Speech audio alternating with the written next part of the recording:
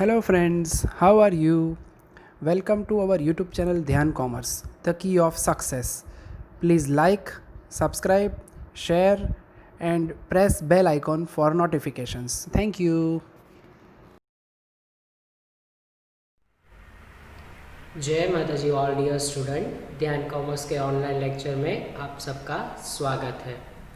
हमने जो subject start किया है वो है मैनेजमेंट अकाउंटिंग 1, यानी कि अभी हम मैनेजमेंट अकाउंटिंग 1 पढ़ रहे हैं। लास्ट 2 लेक्चर में हमने ये मैनेजमेंट अकाउंटिंग 1 उसके यूनिट नंबर 1 का एक चैप्टर था मैनेजमेंट अकाउंटिंग ओवरव्यू, वो चैप्टर हमने कंप्लीट किया है। आज हम यूनिट 1 के एक और चैप्टर को देखने वाले हैं जिसका नाम है financial statement analysis and interpretation. बच्चों, ये यूनिट नंबर 1 का ही एक और चैप्टर है। यूनिट नंबर 1 में 2 चैप्टर कंसिडर किए हैं, उसमें से ये दूसरा वाला चैप्टर है जिसमें फाइनेंशियल स्टेटमेंट का एनालिसिस और इंटरप्रिटेशन करना है। यहाँ पे 14 मार्क्स का एक बड़ा सम भी इस चैप्टर में से कंटिन्यूअस एग्जाम में आता है। ये आपने पिछले कई सालों के अगर पेपर देखे हुए हो तो मैनेजमेंट अकाउंटिंग 1 में इसमें से 14 मार्क्स का बड़ा सम आता है। साथ ही साथ ये चैप्टर में से एक आध थियोरी क्वेश्चन भी पूछा जाता है। तो आज के हम ये लेक्चर में financial statement analysis and interpretation के जो 4 थियोरी क्वेश्चन हैं, सिर्फ 4 थियोरी क्वेश्चन है इसमें से, वो ये वाले लेक्चर में हम देखने वाले हैं। सो मैनेजमेंट अकाउंटिंग, वो हमारे सब्जेक्ट का नाम, चैप्टर का नाम है financial statement analysis and interpretation. आज का ये थियोरी लेक्चर रहेगा, इसमें सम भी आता है, वो भी बाद में कंसिडर करेंगे। चलिए, आज के ये chapter financial statement analysis and interpretation का सबसे पहला क्वेश्चन की हम शुरुआत कर रहे हैं। What is financial statement, explain it's characteristics, यानी कि फाइनेंशियल स्टेटमेंट क्या है, उसकी कैरेक्टरिस्टिक्स को एक्सप्लेन करो। यानी कि हमारे टॉपिक का मीनिंग पूछा है यहाँ पे और उसकी कैरेक्टरिस्टिक दैट मीन्स लक्षण हो, राइट। किसी के बारे में अगर हमें बताना हो तो उसकी कैरेक्टरिस्टिक्स को ध्यान में रखते हुए हम उसको एक्सप्लेन करें, तो ये ज़रूरी होता है। जब भी आप कोई गेम भी खेल रहे हो, अगर कोई गेम खेलते खेलते अगर आपको किसी का एक्सप्लेनेशन देना है, वो इंसान के बारे में अगर आपको बताना है, तो दैट मीन्स उसकी कैरेक्टरिस्टिक्स हम कैसे बताते हैं कि ये गोलू मोलू टाइप है या ये चश्मा पहनता है, तो ये सारी चीज़ें उसके कैरेक्टरिस्टिक्स में आ जाती है, राइट। तो अभी हमें ये फाइनेंशियल स्टेटमेंट चैप्टर का बारे में बताना है, यानी स्टेटमेंट क्या है वो एक्सप्लेन करेंगे और साथ ही साथ उसकी कैरेक्टरिस्टिक्स को भी बताएंगे। तो ये क्वेश्चन अगर समझ लिया तो मतलब चैप्टर में क्या आएगा, चैप्टर जो हम फाइनेंशियल स्टेटमेंट के इर्द गिर्द है उसको भी जान पाएंगे। तो ये क्वेश्चन इंपॉर्टेंट है।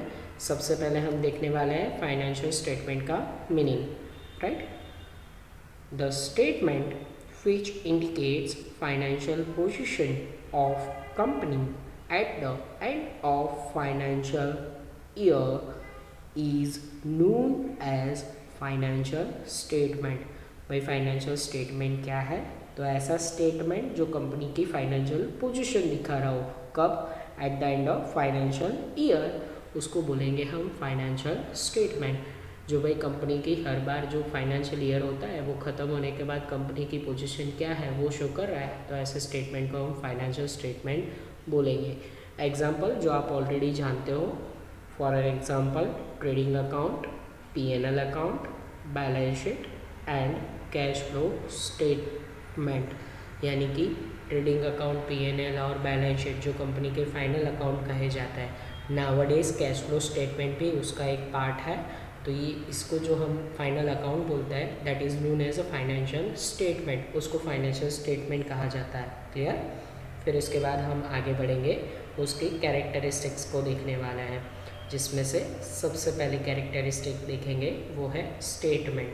दैट मीन्स फाइनेंशियल स्टेटमेंट एक तरह का स्टेटमेंट है। कैसे कि उसका एक वर्टिकल फॉर्मेट होता है जो कंपनी एक्ट में हमें बताया गया है। मतलब वो कंपनी एक्ट में उसके बारे में हमें ऑलरेडी बताया गया है कि ये कंपनी के 1956 एंड 2013 जो कंपनी का एक्ट है उसमें ट्रेडिंग, पीएनएल, बैलेंस शीट का कैसे वर्टिकल फॉर्मेट होता है वो हमें बताया गया है। मतलब वो पर्टिकुलर रूल्स एंड रेगुलेशन से हमें प्रिपेयर करना होता है, तो एक तरह के वो स्टेटमेंट है, right. Second characteristics accounting principles and conversations, यानी कि वो particular accounting rules and regulations से बनता है। मैंने कहा ना कि कंपनी एक्ट में अलग अलग उसके अकाउंटिंग स्टैंडर्ड हमें बताया गया है, हर एक चीज़ के लिए अलग अलग अकाउंटिंग स्टैंडर्ड एंड प्रिंसिपल है, तो हमें उसके रिलेटेड ही फाइनेंशियल स्टेटमेंट यानी ट्रेडिंग P&L बैलेंस शीट बनाना पड़ता है, तो उसके लिए अकाउंटिंग स्टैंडर्ड ऑलरेडी अवेलेबल है। नेक्स्ट कैरेक्टरिस्टिक्स वो है पर्सनल ओपिनियन, यानी कि फाइनेंशियल स्टेटमेंट होता है ना, वो पर्सनल ओपिनियन से इफेक्ट होता है। फॉर एन एग्जांपल, जैसे कि अगर डेप्रिसिएशन कंपनी को कोई फिक्स एसेट पे लगाना है, पर डेप्रिसिएशन के लिए आप जानते हो अलग अलग मेथड है, जैसे कि written down value method, straight line method.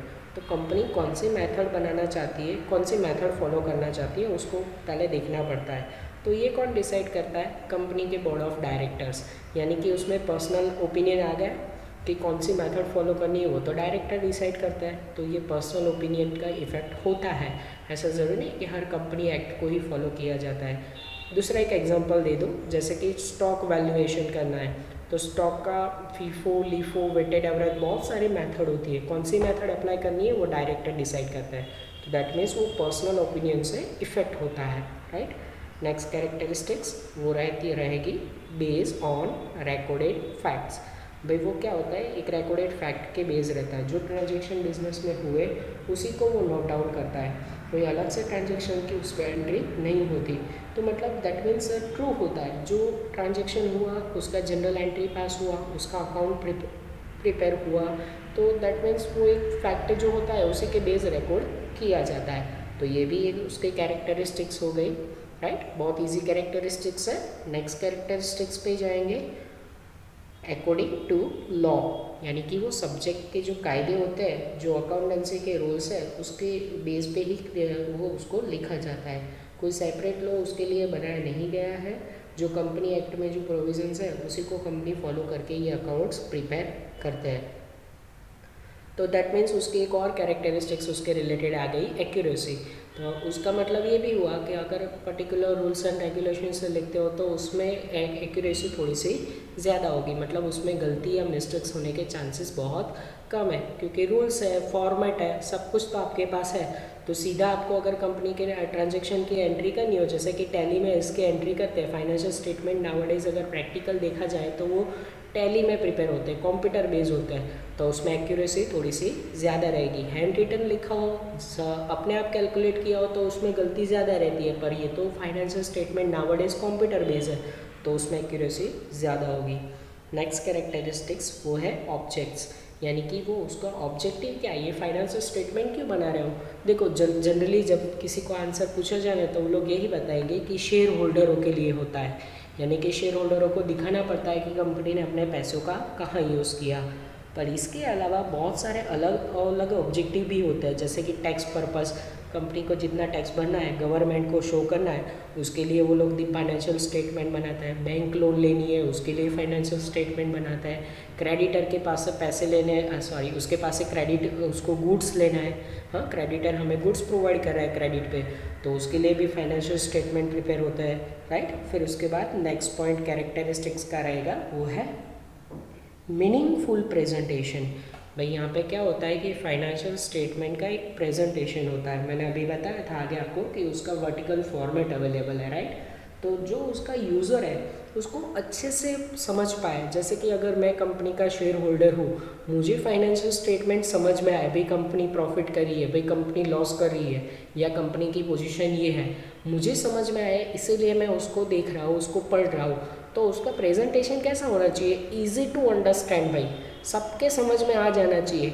अगर आप ट्रेडिंग अकाउंट या P&L अकाउंट देखो, किसी भी नॉर्मल बच्चे को वो समझ में आ रहा है कि हाँ भाई कंपनी देखो यहाँ पे 5 लाख का प्रॉफिट कर रहा है, तो वो अगर समझ में आ रहा है, ऐसा प्रेजेंटेशन हो तो ही वो फ़ायदेकारक हो सकता है, राइट। तो कैरेक्टरिस्टिक्स उसकी ये भी है कि फाइनेंशियल स्टेटमेंट ऑलवेज है ना, प्रेजेंटेशन मीनिंगफुल रहता है, मतलब काम में आया ऐसा प्रेजेंटेशन उसका होता है, राइट। चलिए फाइनेंशियल स्टेटमेंट की लास्ट कैरेक्टरिस्टिक्स को देखने जा रहे हैं, कंपेरिजन्स ऑफ फिगर, यानी कि हम एक साल की फिगर को प्रीवियस साल के साथ कंपेयर कर सकते हैं। देखो अगर मैं इन्वेस्टर हूँ तो मैं क्या सोचूंगा, कंपनी ने भाई 2019 में ये प्रॉफिट किया था, तो 2020 में कंपनी का प्रॉफिट क्या है, कंपनी ने पहले इतना सेल किया था, अब कंपनी का सेल क्या है, ये सारी कंपैरिजन आप कैसे कर पाते हो, क्योंकि वो हर बार एक जैसे फॉर्मेट में बनाया जाता है। तो comparison of figure can be possible. Even, ध्यान से सुनना, इवन एक कंपनी की कंपैरिजन आप दूसरी कंपनी के साथ भी कर सकते हो। क्यों? क्योंकि उनके फाइनेंशियल स्टेटमेंट एक जैसे बनाए गए हैं। अगर सभी कंपनी एक जैसा फॉर्मेट बनाए, एक जैसी चीज़ों लिखे, तो उसके लिए क्या हो सकता है कि कंपैरिजन कैन बी पॉसिबल। तो एक कंपनी के सामने दूसरी कंपनी की पोजीशन क्या है, अगर दोनों मैन्युफैक्चरिंग कंपनी है तो कंपैरिजन और आसान हो जाएगा, उसकी बैलेंस शीट को आप कंपेयर कर सकते हो, राइट। चलिए, तो comparison can be possible. These are the characteristics of financial statement. अच्छा क्वेश्चन एग्जाम में आपको आ सकता है, ये वाले चैप्टर का अभी ये पहला क्वेश्चन था।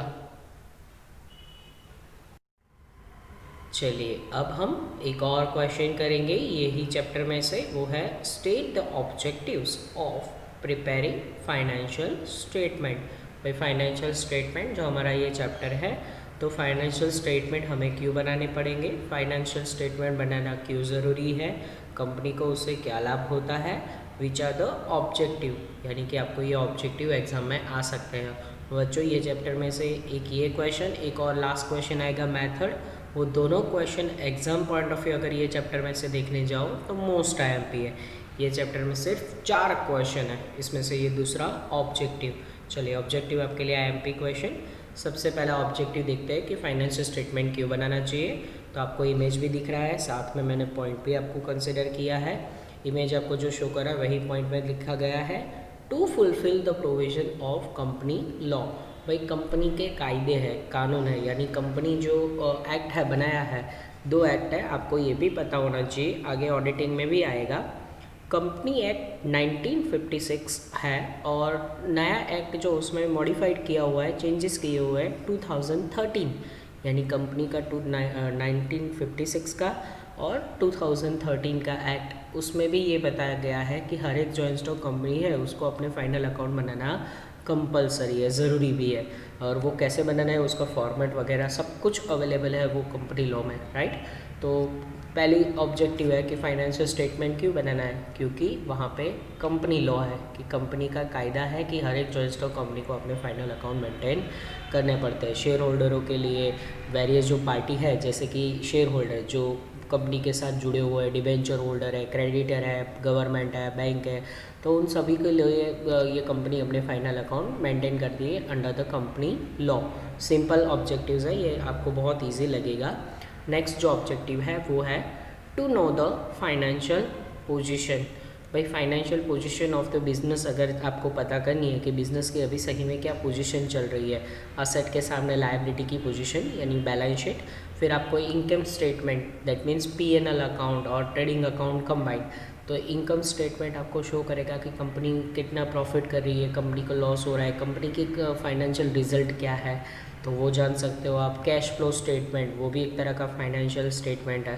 तो कैश फ्लो स्टेटमेंट पे से आप क्या जान सकते हो, तो कोई बोलेगा कि इनकम कितना हो अर्न कर रही है कंपनी, कैश का इन कितना हो रहा है, कैश का आउट कितना हो रहा है, ये आप जान सकते हो, राइट। तो कैश फ्लो आप जान सकते हो, कैश का इन कितना आएगा, कैश कितना जाएगा, इक्विटी पोजीशन क्या है कंपनी की। कई बार होता है ना कि कंपनी के इक्विटीज़ और डेप्ट पोजीशन अलग अलग होती है, कि इक्विटी शेयर होल्डर है तो उनको पैसे देने की या डिविडेंड प्रॉफिट हो तो ही देना है, पर डिबेंचर होल्डरों को तो पेमेंट करना ही पड़ता है। तो कंपनी की रियल फाइनेंशियल पोजीशन क्या है, कंपनी अभी मार्केट में चल रही है तो दूसरी कंपनी की सिचुएशन के मुताबिक वो कितना स्टेबल है। तो ये फाइनेंशियल पोजीशन अगर जाननी हो तो क्या बनाना पड़ेगा आपको, फाइनेंशियल स्टेटमेंट, मतलब फाइनल अकाउंट आपको प्रिपेयर करने पड़ेंगे। सिंपल सी बात, to know the financial position of the business. बहुत ही ईजी पॉइंट है ये, जो आप अगर आपको पॉइंट दी गए याद रह गए तो आराम से आप उसको एक्सप्लेन कर सकते हो। नेक्स्ट पॉइंट वो रहेगा फॉर टैक्सेशन पर्पज़। भाई टैक्सेशन पर्पज़ से भी फाइनेंशियल स्टेटमेंट प्रिपेयर किए जाते हैं। आपको पता है कि हर एक कंपनी जो होती है वो अर्न कर रही है, प्रॉफिट अर्न कर रही है, तो उसमें से गवर्नमेंट को टैक्स देना पड़ता है। फिर बाद में जो बचता है, जो शेयर होल्डरों को डिविडेंड के तौर पे दिया जाता है, डिविडेंड पे कोई टैक्स नहीं होता, बट कंपनी ऑलरेडी पहले से उसके प्रॉफिट में से गवर्नमेंट को टैक्स पे कर रही होती है। सो इसका मतलब ये होता है कि बाद में उसको कोई टैक्स अलग से देना पड़ता नहीं है, right. So purpose of tax यानी गवर्नमेंट को दिखाने के लिए भी कंपनी ने इतना प्रॉफिट किया है या कंपनी इतना घाटे में चल रही है, नुकसान हो रहा है, तो कंपनी को इस साल कोई टैक्स नहीं देना है, इस साल लॉस अगले साल प्रॉफिट में से माइनस भी मिलता है। तो ये सारी चीज़ें दिखाने के लिए for the purpose of tax company क्या करती है, अपने फाइनेंशियल स्टेटमेंट को प्रिपेयर करती है ताकि गवर्नमेंट को पता चले कि इनकी टैक्स लायबिलिटी इतनी रहती है। क्लियर। पॉइंट को आगे कंटिन्यू करते हुए ऑब्जेक्टिव में, अब नेक्स्ट ऑब्जेक्टिव जो आ रहा है वो इम्पॉर्टेंट है, to give information to the shareholder of company, यानी कि कंपनी के जो शेयर होल्डर है, रियल ओनर जिसको हम कहते हैं, right. Equity shareholders are the real owner of the business. ये आपने पहले से 11-12 से पढ़ा हुआ है कि कंपनी क्या करती है, लोगों के पैसों से बिजनेस करती है। जो शेयर होल्डर होते हैं वो कंपनी में इन्वेस्ट करते हैं, कंपनी के पास पैसे आते हैं, और अगर कंपनी प्रॉफिट कर रही है तो ही उनको डिविडेंड के तौर पे लास्ट में बचेगा तो दिया जाएगा। अदरवाइज़ क्या होता है कि डिविडेंड ना देने के ना, अगर लॉस करी है तो डिविडेंड देने की ज़रूरत नहीं है। तो जिन्होंने इन्वेस्ट किया है, जो कंपनी के रियल ओनर है, ऐसे शेयर होल्डरों को इन्फॉर्मेशन पास करने के लिए भी कंपनी क्या करती है, अपने फाइनल अकाउंट प्रिपेयर करती है, फाइनेंशियल स्टेटमेंट बनाती है, जिससे कि उनको आइडिया हो कि कंपनी कैसा अपना परफॉर्म करी है, उनके पैसों का कंपनी ने कैसे यूज़ किया, इन शॉर्ट। तो शेयर होल्डरों को पता होना चाहिए कि उनके पैसों से कंपनी कैसे इस्तेमाल कर रही है, कंपनी की पोजीशन क्या है, तो शेयर होल्डरों के लिए बनाती है। इसके जैसे सेम पॉइंट आगे आने वाला है, to give information to creditors. Creditors कौन होते हैं, जो आपको उधार माल देते हैं, यानी कि आप जिसके पास से क्रेडिट परचेस कर रहे हो, राइट। तो जब आप परचेस कर रहे हो तो वो ऐसे क्रेडिटर जो आपको पैसे पहले से प्रोवाइड कर रहे हैं, तो उनको क्या अपना इंटरेस्ट मिलेगा, उनके पैसे आप वापस करोगे।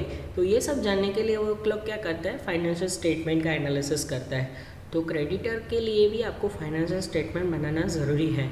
जो आपको पैसे प्रोवाइड कर रहे हैं उनके लिए भी जानना ज़रूरी है कि भाई कंपनी की पोजीशन क्या है, तो उनके लिए भी हम फाइनेंशियल स्टेटमेंट को प्रिपेयर कर रहे हैं, राइट। तो फाइनेंशियल स्टेटमेंट किसके लिए बनाया जाता है, क्रेडिटर के लिए इन्फॉर्मेशन देने के लिए। और मैंने सेम उसके जैसा भी इमेज यहाँ पे रखा है, जो इस इमेज पे से भी आपके माइंड में ये पिक्चर क्लियर हो जाएगा कि ये फाइनेंशियल स्टेटमेंट क्यों प्रिपेयर किया जाता है। मैंने चुन के यहाँ पे इमेजेस रखे हुए हैं ताकि आपको ये टॉपिक अंडरस्टैंड करने में कोई भी दिक्कत ना आए। वैसे सबसे ईजीएस्ट चैप्टर है ये, और क्वेश्चन भी बहुत ईजी है, जिसमें आप पॉइंट आराम से बना के भी लिख सकते हो, राइट। चलिए, तो 2 पॉइंट हो गए, शेयर होल्डर को इन्फॉर्मेशन, क्रेडिटर को इन्फॉर्मेशन। थर्ड पॉइंट भी उसके जैसा ही है, to give information to bank. Bank एक बहुत बड़ा इंस्टीट्यूट है जहाँ से मोस्टली कंपनियों को लोन मिलता है। आप जानते हो कि अगर कोई भी कंपनी है उसको लोन की रिक्वायरमेंट हो, पर वो पैसे ना लाखों में होता है, तो लाखों रुपए के पैसे तो उनको कौन प्रोवाइड करेगा, बैंक प्रोवाइड कर सकती है, राइट। बैंक लोन देती है, होम लोन देती है इंडिविजुअलों को, फिर आपको कोई पर्सनल लोन चाहिए वो प्रोवाइड करती है, मॉर्गेज लोन प्रोवाइड करती है। बट उसके अलावा कंपनियों को तो है ना बहुत बड़ा लोन चाहिए, लाखों और करोड़ों की अमाउंट का। तो ऐसे लाखों या करोड़ों की अमाउंट का अगर लोन रिक्वायरमेंट है तो बैंक क्या उनको ऐसे ही लोन प्रोवाइड कर देगी, नहीं, बिल्कुल नहीं। कंपनियों को अगर बैंक के पास से लोन लेना है तो बहुत सारे डॉक्यूमेंट वेरीफाई करवाने पड़ते हैं, बैंक लोन ऐसे नहीं दे देती। और ख़ास करके जो सबसे बड़ा इम्पोर्टेंट डॉक्यूमेंट होता है वो कंपनी के ऑडिट हुए फाइनेंशियल स्टेटमेंट। फाइनेंशियल स्टेटमेंट पिछले 3 या 4 या 5 साल के भी बैंक मंगवा सकती है। बैंक क्या करेगी, हर एक कंपनी के अलग अलग साल के फाइनेंशियल स्टेटमेंट को स्टडी करेगी, उनकी फाइनेंशियल पोजीशन कैसी है। अगर बहुत अच्छी पोजीशन है कंपनी की तो बैंक इजीली लोन दे देगी। अगर पोजीशन बराबर नहीं है, पोजीशन में उनको ऐसा लग रहा है कि भाई कंपनी के पास ऑलरेडी बहुत सारी लायबिलिटी है, मतलब उनको बहुत सारा पेमेंट करना है कंपनी को, तो वो हमारी लोन नहीं चुका पाएगी, तो ऐसी सिचुएशन में बैंक कभी लोन नहीं देता। यानी बैंक को पता अगर हो कि कंपनी की पोजीशन अच्छी नहीं है, वो किसी को पेमेंट करने के लिए लोन ले रही है। सपोज़ आप मान लो कि कंपनी को ऐसा पूछा जाता है कि आप किस पर्पज़ से लोन ले रहे हो। अगर किसी की लायबिलिटी पे करने के लिए लोन ले रहे हो तो क्या कोई बैंक लोन देगी? किसी और के पैसे चुकाने के लिए अगर आप बैंक के पास से लोन ले रहे हो तो बैंक आपको लोन देने से पहले 10 बार सोचेगी कि इनको लोन क्यों दें हम, जो किसी के पैसे चुकाने के लिए लोन ले रहे हैं, फिर हमारे पैसे का क्या होगा। तो ये सारी चीज़ों के लिए बैंक क्या करता है, उनके फाइनेंशियल स्टेटमेंट को अच्छे से स्टडी करता है। तो दैट मीन्स अगर बैंक को इन्फॉर्मेशन देनी हो, लोन लेना हो, तो आपको क्या प्रिपेयर करना पड़ेगा, फाइनेंशियल स्टेटमेंट। तो फाइनेंशियल स्टेटमेंट बनाने का वन ऑफ द ऑब्जेक्टिव ये हो गया कि बैंक को इन्फॉर्मेशन प्रोवाइड करनी है, राइट। चलिए ऑब्जेक्टिव को कंटिन्यू करते हुए नेक्स्ट ऑब्जेक्टिव हमारा रहेगा, वो भी important, stock exchange regulation, right. Stock exchange regulation, अच्छा आप जानते हो कि मोस्टली कंपनी स्टॉक मार्केट में रजिस्टर्ड होती है, जिसको आप रजिस्टर्ड कंपनी बोलते हो, लिस्टेड कंपनी, राइट, जिसकी नोट डाउन मतलब नोंधणी शेयर बाजार में थयेली होय, राइट, जो लिस्टेड होती है कंपनी, जिसका नाम ऑलरेडी शेयर मार्केट में चल रहा होता है। ऐसी कंपनियां क्या करती है, अपने शेयर के प्राइस इंक्रीज़ हो जाए डिक्रीज़ हो जाए, शेयर मार्केट में अच्छा पोजीशन बना रहे, तो वो लोग क्या करते हैं, हर बार फाइनेंशियल स्टेटमेंट बन जाए तो उसको जल्द से जल्द शो कर देते हैं। तो अगर फाइनेंशियल पोजीशन अच्छी है तो स्टॉक मार्केट में उनका प्राइस बढ़ जाएगा कि ये कंपनी बहुत अच्छा परफॉर्म कर रही है, ज़्यादा प्रॉफिट अर्न कर रही है, लोगों को ज़्यादा डिविडेंड दे रही है। तो ऐसी कंपनी की स्टॉक मार्केट में प्राइस बढ़ जाती है। तो वो लोग क्या करते हैं, दैट मीन्स हम क्या पढ़ रहे हैं, ऑब्जेक्टिव ऑफ फाइनेंशियल स्टेटमेंट। तो शेयर बाज़ार में अपनी पोजीशन अच्छी दिखाने के लिए कंपनी फाइनेंशियल स्टेटमेंट प्रिपेयर कर सकती है। मतलब शेयर स्टॉक मार्केट में अगर रेगुलेशन रखना है, अगर कंपनी की रेपुटेशन अच्छी रखनी हो, तो जैसे फाइनेंशियल ईयर ख़त्म हो जाए अपने फाइनल अकाउंट्स बना के कंपनी रेडी कर देती है, ताकि स्टॉक मार्केट में उनका रेगुलेशन अच्छे से हो पाए, राइट, वो स्टॉक मार्केट को कवर कर पाए, स्टॉक में मार्केट में उनकी प्राइस अच्छी दिखाए। तो फाइनेंशियल स्टेटमेंट बनाने का one of the objective stock market regulation. चलिए अब लास्ट ऑब्जेक्टिव को देखेंगे, for managerial decision by financial statement. अब एक सेल्फ मोटिवेट एक पॉइंट आ चुका है, यानी कि खुद के लिए, हाँ, सेल्फिश पॉइंट।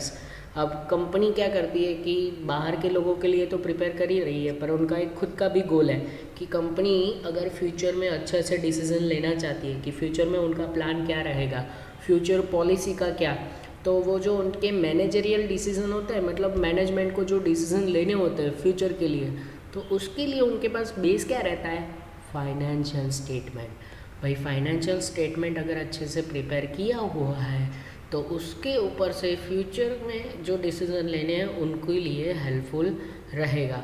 तो कोई फाइनेंशियल डिसीजन अगर कोई लेना है, आपका गोल अचीव करना है, तो उसके लिए आपको क्या प्रिपेयर करना पड़ेगा, फाइनेंशियल स्टेटमेंट। चलो मान लो कि कंपनी 1 लाख लॉस कर रही है, कंपनी को इस साल लॉस हुआ, तो अब मैनेजमेंट को आगे प्रॉफिट करने के लिए, कंपनी की पोजीशन अच्छी करने के लिए उनको क्या पहले प्रिपेयर करना पड़ेगा, financial statement, profit and loss, P&L, balance sheet वगैरह बनाएगी। तो फिर उसके ऊपर से वो फ्यूचर में डिसीजन ले पाएगी कि अब हमें कंपनी के अच्छी से अच्छी पोजीशन पे कैसे लिया जाता है, राइट। तो ये सारी चीज़ों के लिए भी वो लोग फाइनेंशियल स्टेटमेंट प्रिपेयर करते हैं कि उनको खुद को डिसीजन लेने हैं फ्यूचर रिगार्डिंग, तो वो लोग फाइनेंशियल स्टेटमेंट को प्रिपेयर करेंगे। क्लियर। तो these are the main objective of financial statement. काफ़ी बच्चे ये पॉइंट के समझने के बाद, ये मेन पॉइंट है जो बुक में और आपके मटेरियल दोनों में दिए हुए हैं, पर काफ़ी इसमें से भी और पॉइंट आप बना सकते हो, एडवांटेजेस में से बना सकते हो, राइट। पर ये पॉइंट आपके मोस्टली आंसर में होने चाहिए। क्लियर। तो ये यहाँ पे ये टॉपिक कंप्लीट होता है। दूसरा क्वेश्चन था, state the objective of financial statement. चलिए अब ये चैप्टर का तीसरा क्वेश्चन हम देखने जा रहे हैं, जो कि एग्ज़ाम पॉइंट ऑफ व्यू बहुत कम पूछा जाता है। अगर आप इस क्वेश्चन को ना भी करो तो भी चल जाता है, पर टेक्स्ट बुक में हर एक जगह है, तो हम ये क्वेश्चन देख लेंगे।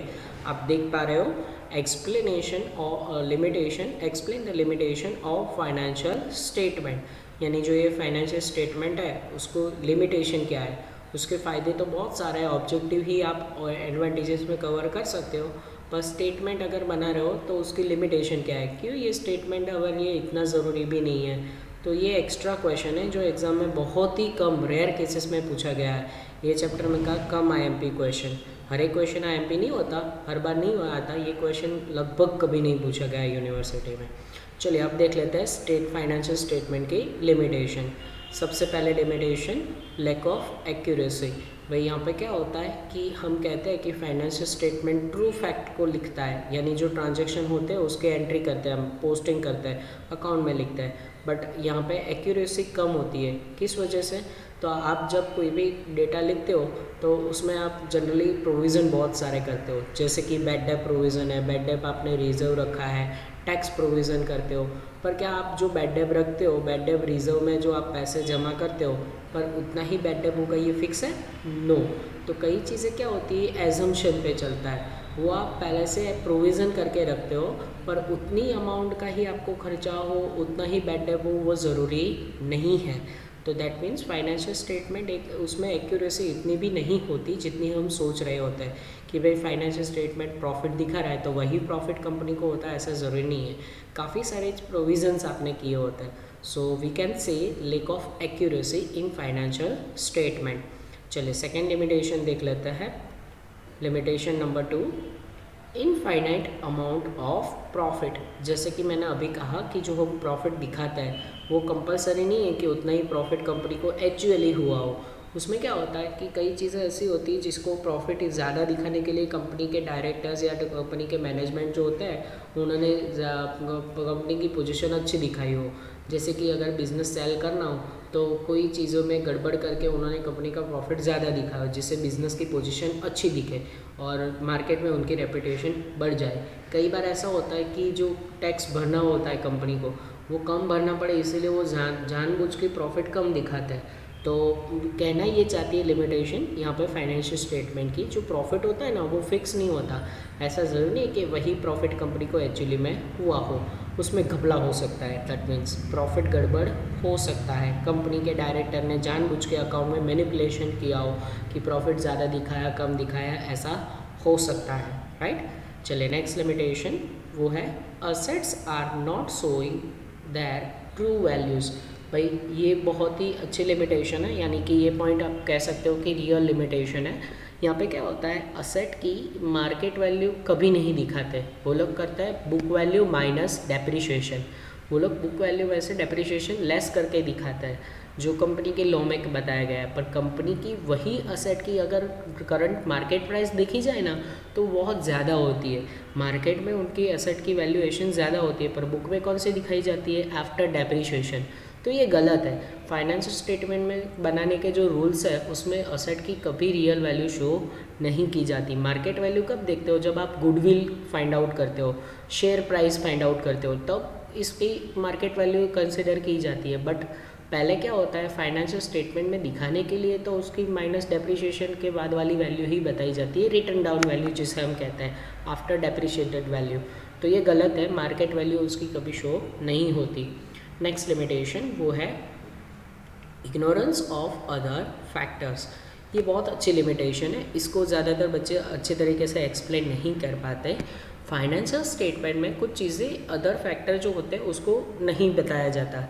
जैसे कि उन्होंने ये लिमिटेशन समझाई हुई है कि कोई अच्छा डायरेक्टर्स हो, जो कंपनी का ओनर है, जो बोर्ड ऑफ डायरेक्टर में काम कर रहा है, अगर उनके पास ऐसी मैनेजरियल स्किल है जिसके बेस पे कंपनी अच्छी पोजीशन पे है, तो कभी मैनेजर को ये लाभ नहीं दिया जाता कि कंपनी इतना प्रॉफिट कर रही है तो ये मैनेजर के कारण है।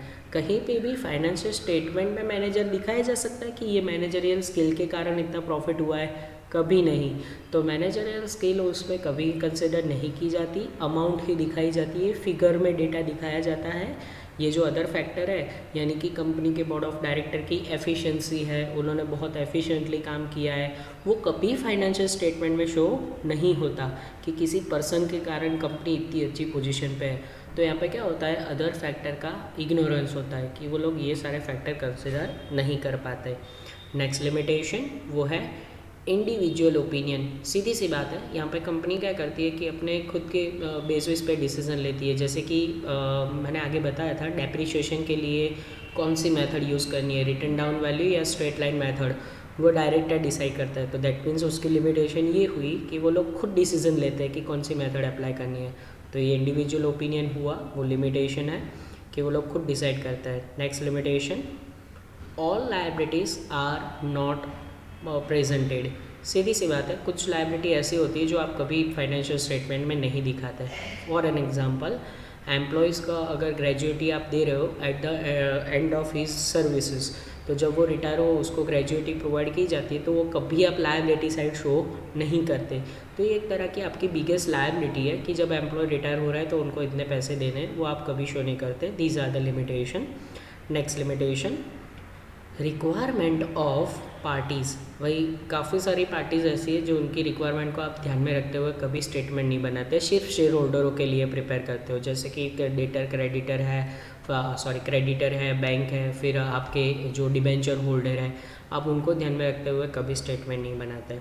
नेक्स्ट लिमिटेशन वो है बैलेंस शीट डेट, यानी कि बैलेंस शीट की अगर तारीख ऐसी है कि फाइनेंशियल ईयर ख़त्म हो और आपको डेटा प्रेजेंट कर देना है, तो ये भी एक तरह की लिमिटेशन है, क्योंकि उसमें कुछ चीज़ों को आप कंसिडर नहीं कर पाते। जैसे कि कोई सीजनल बिजनेस है, आप उसमें ज़्यादा प्रॉफिट अर्न कर रहे हो, पर वो आपकी बैलेंस शीट के बाद वाला है, तो आप वो पोजीशन नहीं शो कर पाओगे, क्योंकि आपकी बैलेंस शीट की तारीख क्या होनी चाहिए हर एक फाइनेंशियल ईयर की। तो फाइनेंशियल ईयर ख़त्म मतलब आप डेटा प्रिपेयर कर दोगे और स्टेटमेंट बना दोगे। तो डेट भी एक तरह की लिमिटेशन कह सकते हो कि अगर वो डेट के बाद कोई अच्छे ट्रांजैक्शन हो रहे हैं और बिजनेस की पोजीशन अच्छी है, फिर भी आप उसको शो नहीं कर पाओगे, राइट। तो ये extra question limitation of financial statement यहाँ पे कंप्लीट होता है। चलिए आज के दिन का आप सबसे इम्पोर्टेंट क्वेश्चन नंबर 4, जो एग्जाम में मोस्टली पूछा जाता है, मोस्ट टाइम पे question from this chapter, method of analysis of financial statement. Financial statement analysis करने की मेथड्स, ये चैप्टर में से मोस्ट रिपीटेड क्वेश्चन है यूनिवर्सिटी में। चलिए शुरुआत करते हैं। पहले जानते हैं कि मेथड्स क्यों हमें पढ़ना चाहिए। The analysis of financial statements consist of study of relationship and trends to the determine whether or not the financial position of the concern and its operating efficiency have been satisfactory। यानी कि हम financial statement क्यों बनाते हैं। देखो, financial statement अगर आप prepare करते हो, अगर उसका इंटरप्रिटेशन ना किया जाए, अगर उसकी कोई प्रॉपर टेक्निक ना यूज़ की जाए, तो फाइनेंशियल स्टेटमेंट बनाने का कोई पर्पस नहीं रहता। यानी कि अगर आपको बिज़नेस की रियल पोजीशन जाननी हो, समझनी हो कि बिज़नेस कैसा वर्क कर रहा है, तो हमें क्या करना चाहिए, उसकी प्रॉपर एक टेक्निक यूज़ करनी चाहिए, एनालिसिस एंड इंटरप्रिटेशन करना चाहिए, जिससे से कि बिज़नेस की रियल एफिशिएंसी और सेटिस्फैक्टरी वर्क हो रहा है कि नहीं वो पता चले। तो बिज़नेस की अच्छी फाइनेंशियल पोजीशन जाननी हो तो उसके लिए हमें फाइनेंशियल स्टेटमेंट बनाना चाहिए। चलिए मेथड शुरू कर रहे हैं। सबसे पहले मेथड फाइनेंशियल स्टेटमेंट को एनालिसिस करने के लिए कंपैरेटिव फाइनेंशियल स्टेटमेंट, और इसके आपको सम भी आएंगे, जो हमारे ये चैप्टर में से 14 मार्क्स के सम आते हैं यूनिवर्सिटी में, हर साल आता है। पहली 2 मेथड के आपको सम करना है। कंपैरेटिव फाइनेंशियल स्टेटमेंट के बारे में जान लेते हैं। Comparative statement can be prepared for both types of financial statement, into bracket profit or loss account and balance sheet. According to this method of financial analysis, following methods are used for comparative presentation of business information। यहाँ पे क्या होता है कि जो comparative financial statement है वो mainly 2 तरह के हैं, और वो 2 तो कौन से है, नीचे आपको मेथड के नाम बता देता हूँ। सबसे पहला है increased decrease method, second trade percentage method. आप कंपैरेटिव फाइनेंशियल स्टेटमेंट 2 बनाओगे। फाइनेंशियल स्टेटमेंट में मेनली 2 बनेंगे, एक है P&L अकाउंट, दूसरा है बैलेंस शीट, और उसको बनाने की 2 टेक्निक है, increase and decrease method and trade percentage method. आप बिजनेस में 3 कॉलम अगर बना दो, 3 साल का डेटा अगर कंसिडर कर रहे हो, तो वो कितने साल इंक्रीज या डिक्रीज हुआ ये आप जान सकते हो। ट्रेड परसेंटेज में उसको परसेंटेज में कन्वर्ट करना है। आगे इसकी दूसरे मेथड में आपको बताऊंगा। तो फर्स्ट मेथड है कंपैरेटिव फाइनेंशियल स्टेटमेंट, जिसमें आप 2-3 साल का डेटा कंपेयर करते हो। नेक्स्ट मेथड है वो है comparative profit and loss account. देखो, अब मैंने यहाँ पे कंसिडर किया है कि कंपैरेटिव में अगर आपको 2 अकाउंट बनाने हो, profit and loss account and balance sheet, तो प्रॉफिट एंड लॉस के लिए company is presented it with the income expenses figure last 3 to 5 years. Increase and decrease method or trade percentage method can be used for comparative study of different important information of profit and loss account। जैसे कि मैंने आगे बताया कि यहाँ पे 2-3 साल का डेटा आपको लेना है और उसको कंपेयर करना है कि हर एक साल उसमें कितना इंक्रीज़ या डिक्रीज़ हुआ। तो तो ये प्रॉफिट एंड लॉस की बात है, जहाँ पे आप दो मेथड यूज़ कर सकते हो, इंक्रीज डिक्रीज मेथड और ट्रेड परसेंटेज मेथड। ये एक्चुअली हम सब में अप्लाई करने ही वाला है, सो डोंट वरी। सेकेंड इसके जैसा ही है, वो है कंपैरेटिव बैलेंस शीट। तो बैलेंस शीट के बारे में भी थोड़ा जान लेते हैं।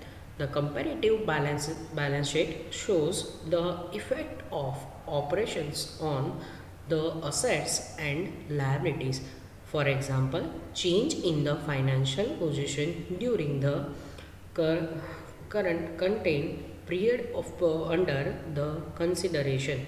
यानी कि यहाँ पे ये बताया गया है कि आप ये जान पाओगे बैलेंस शीट पे से कि असेट एंड लायबिलिटी में क्या कोई चेंजेस हुआ है आपके करंट फाइनेंशियल ईयर के कंपैरिजन में। यानी कि पिछले साल असेट एंड लायबिलिटी की पोजीशन को इस साल के साथ कंपेयर करने से आपको क्या प्रॉफिट या इंक्रीज असेट में कोई इंक्रीज या डिक्रीज हुआ है कि नहीं, वो आप जान पाते हो। तो पहली मेथड है that means comparative financial statement, उसमें दो बनते हैं, P&L account and balance sheet. चलिए अब हम इम्पॉर्टेंट है दूसरी मेथड को स्टडी करने वाला है, ट्रेड परसेंटेज। ये एक तरह की इम्पॉर्टेंट मेथड है जहाँ पे परसेंटेज में डेटा कन्वर्ट करना है। चलिए उसका थोड़ा सा नॉलेज ले लेते हैं। In this method, a statement is taken as base with the reference to the which all the other statement are to be analyzed. For the figure of next year, the figures of the last year works as base and taken into the consideration. यहाँ पे क्या होता है कि एक साल का data को दूसरे साल के डेटा के साथ कंपेयर किया जाता है। एक साल को बेस ईयर लेना है, दूसरे साल का उसका कंपैरेटिव स्टडी करना है। मतलब कोई एक बेस ईयर ले लो, वो ईयर की कंपैरिजन में दूसरे ईयर में कितना चेंज हुआ वो एक्सप्लेन करना है कि भाई पहले साल अगर 1 लाख का आपने सेल किया था, दूसरे साल 2 लाख का सेल किया, मतलब 100% इंक्रीज़ कर दिया आपने, बहुत ज़्यादा इंक्रीज़ किया। तो परसेंटेज में उसको एनालाइज करना है कि फर्स्ट बेस ईयर के कंपैरिजन में दूसरे सारे साल में कितने परसेंटेज चेंज हुए।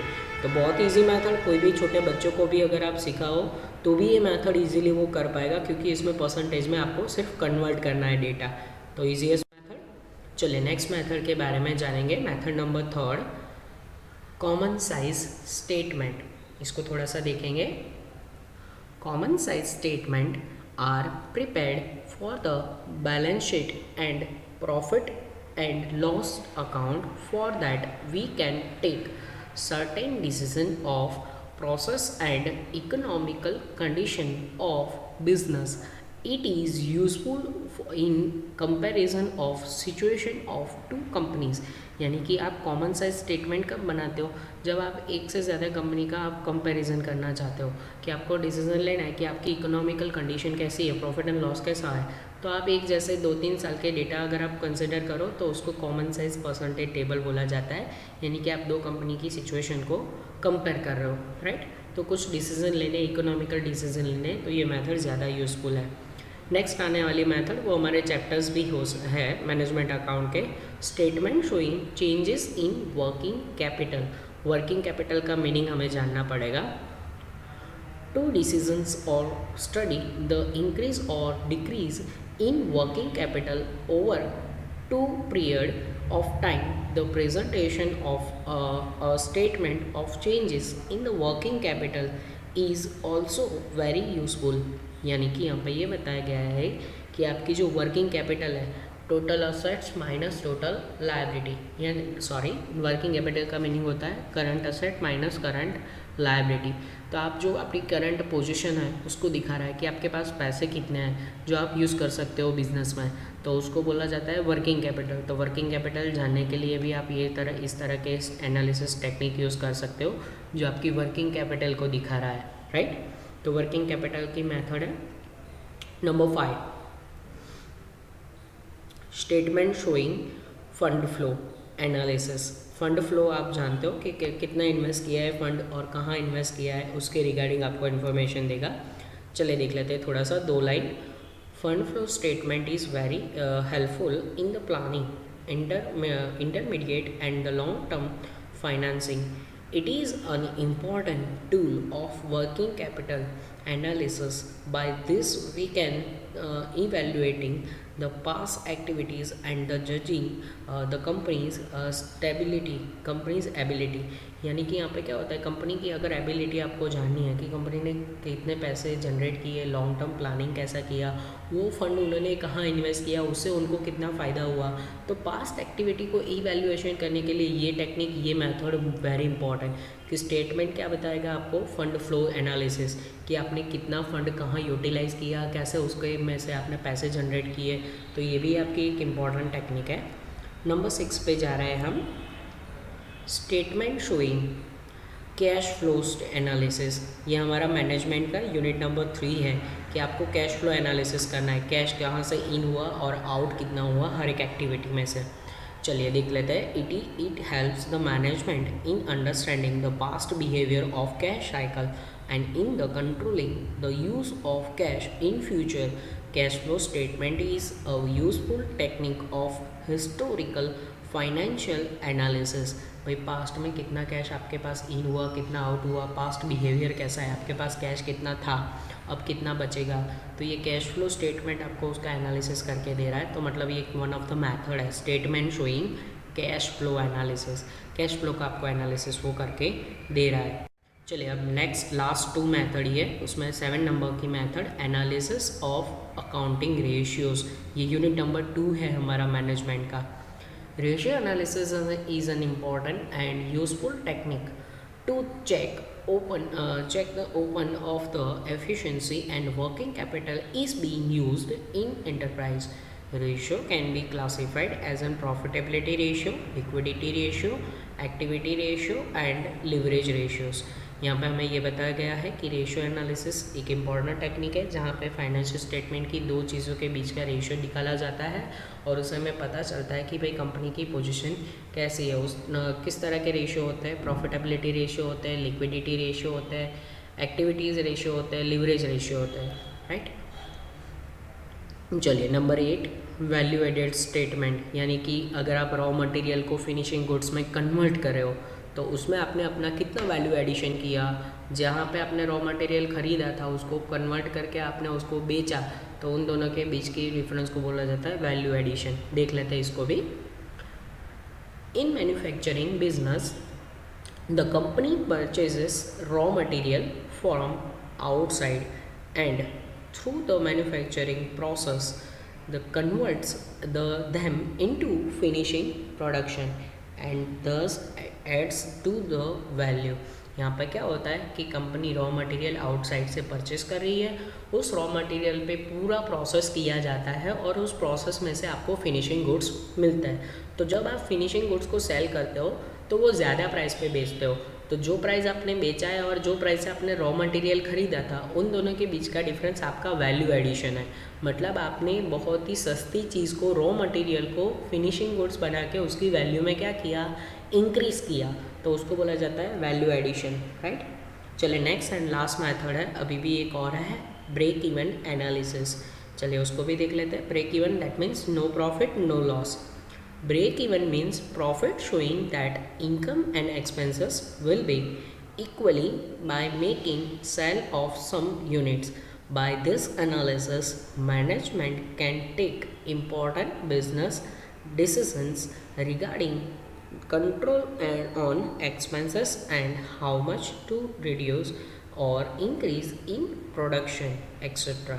यहाँ पे क्या होता है, ब्रेक इवन आपको क्या पॉइंट वो इंडिकेट क्या कर रहा है, there the point where should be no profit no loss, जहाँ पे बिजनेस को कोई प्रॉफिट या लॉस नहीं होता, जिसमें बिजनेस के अगर इंपॉर्टेंट डिसीजन लेने हो तो ये टेक्निक बहुत ही ज़रूरी है, जो आपको प्रोडक्शन के बारे में काफ़ी सारे डिसीजन लेने में हेल्पफुल रहेगा। अच्छा, तो these are the 9 most important technique which are use for making financial statement. इस चैप्टर में से 4 क्वेश्चन है बच्चों, उसमें से most IMP objective and method है, जिसको मैंने डिटेल एक्सप्लेन किया है। तो ये आपका ये छोटा सा चैप्टर यहाँ पे कंप्लीट हो रहा है, फाइनेंशियल स्टेटमेंट, जिसमें से सम ज़्यादातर पूछते हैं पर एक आध थियोरी क्वेश्चन आ सकता है, राइट। चलो यहीं पे एक चैप्टर भी थियोरी बेस्ड कंप्लीट हो रहा है, प्रैक्टिकल अभी इसमें से बाकी है।